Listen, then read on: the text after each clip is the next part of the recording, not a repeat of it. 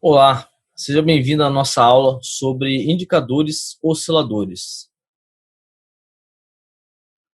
No vídeo de hoje, eu vou explicar como é que funciona um dos principais indicadores osciladores da análise técnica, mais conhecido como índice de força relativa, ou IFR. Muita gente confunde o IFR, às vezes quando ele vem aí com o seu nome em inglês. Então, IFR é a mesma coisa que o RSI, tá? E muitas plataformas ainda informam o IFR com a sigla RSI. Então, toda vez que você vê o RSI, você já sabe que é o indicador IFR. O RSI significa Relative Strength Index, no caso, o índice de força relativa, traduzido para o português. Tudo bem? Então, eu vou compartilhar aqui minha tela com você, para você entender como é que funciona esse indicador IFR. Vamos lá. O IFR, para quem não conhece, quem foi o criador do IFR foi o Wallace Wilder, tá? Lá no ano de 1978.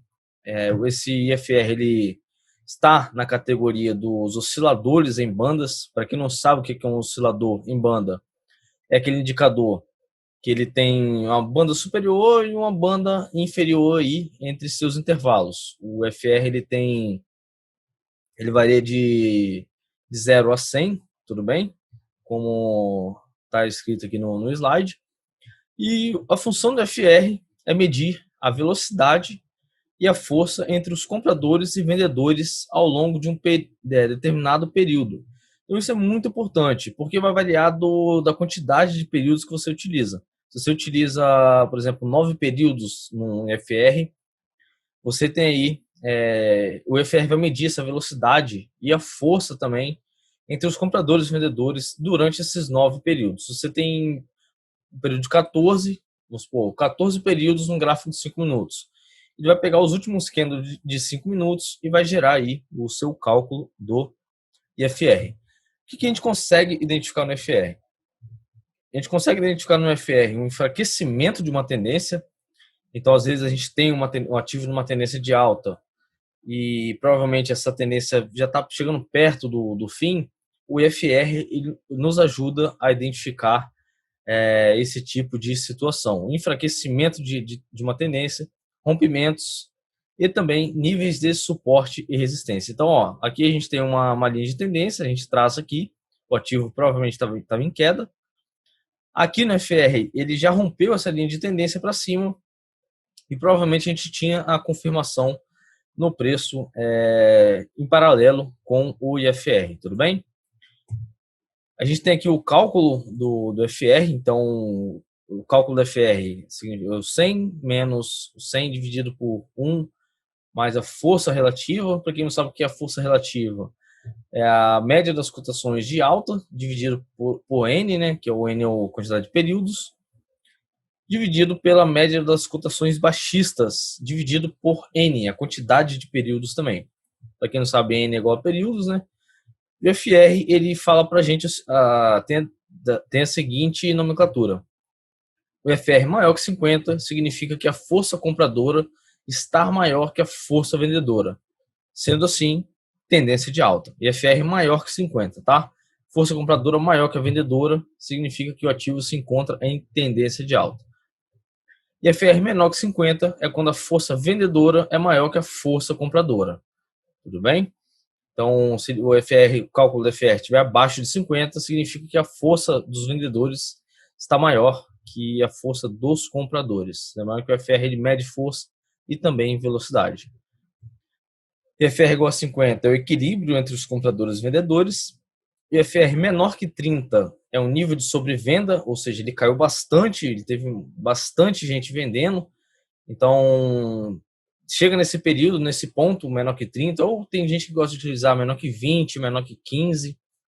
O mais clássico, o Wallace Wilder, quando ele divulgou com esse valor de 30. Então, quando o ativo se encontra, quando o FR se encontra na região de 30 ou abaixo de 30, significa que ele está numa região de sobrevenda. Ele caiu bastante e pode ser que nessa região ela possa ter uma reversão de tendência, tá? Claro que não é só quando atingir esse preço que o preço vai reverter. Claro que não, você tem que sempre combinar os indicadores junto com os padrões gráficos. Então, o FR menor que 30, zona de sobrevenda, FR maior que 70, zona de sobrecompra. Mesma situação de venda, quando o FR chega acima de 70, ele está numa região de sobrecomprar. Então, ele já subiu bastante. É bem provável que quando chega nessa região, nesse patamar, é bem provável aí que possa ocorrer uma reversão de tendência, ok? Alguns exemplos, a gente tem uma tendência de baixa aqui nessa imagem, nesse ativo, e o FR aqui já mostrando para a gente que já estavam fazendo topos e fundos ascendentes, ou seja, o ativo estava caindo e o FR estava subindo. Então a gente tem aqui uma divergência que a gente chama, tá? Esse aqui se chama divergência, quando a gente tem uma queda no papel e o indicador técnico está subindo. O mesmo serve ao contrário, tá? O papel está subindo e o FR está caindo. Isso a gente chama aí de divergência desse tipo de indicador. E olha que interessante, outra situação que a gente tinha uma linha de tendência, a gente também tinha uma linha de tendência aqui no FR, aqui perdeu o FR e o preço já estava corrigindo aqui para formar aí um padrão de queda, tudo bem? Então o FR ele antecipou, ele falou para a gente que ele estava perdendo força através aí desse padrão gráfico, ok? Sinais do IFR. Um sinal de compra, por exemplo, é quando o ativo entra numa região de sobrevenda. E um sinal de venda é quando o ativo entra numa região de sobrecompra. Então, eu botei aqui o sinal do FR é quando ele entra numa região de sobrecompra ou de sobrevenda. Se ele está abaixo de 30, ele está numa região de sobrevenda, tá? Então, pode ser um sinal de uma possível compra. Claro que você vai sempre combinar o indicador com o gráfico, tudo bem? Outro sinal é saindo da zona de sobrecompra e sobrevenda. Então, é quando ele entra na região de sobrecompra ou sobrevenda e a partir do momento que ele sai dessa região, também é um sinal de uma possível operação utilizando o indicador IFR. Então, se ele está saindo de uma região de sobrecompra, é porque ele caiu demais e quando ele tá voltando a subir, pode ser que se possa pegar uma reversão de tendência nesse ativo. Tudo bem? Outros sinais, zona de sobrecompra e sobrevenda em níveis de suporte e resistência, tá? Então, a partir do momento que a gente tem esses níveis de suporte e resistência, você tem aí, e o FR está numa região de sobrecompra e sobrevenda, você tem aí um possível também sinal de compra ou de venda de um determinado ativo.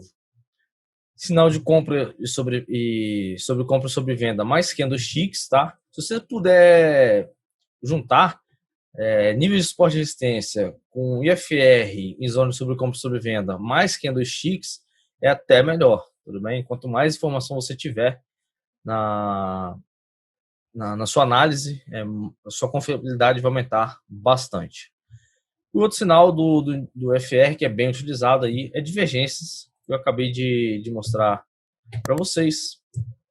Quando a divergência é quando o ativo está subindo, aqui no caso o ativo está caindo e o FR está fazendo topos e fundos ascendentes.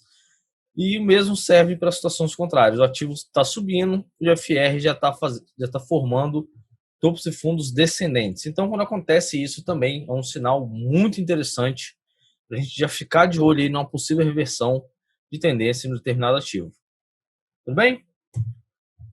Bom, espero que tenham gostado desse vídeo do indicador FR e te espero na próxima. Até mais!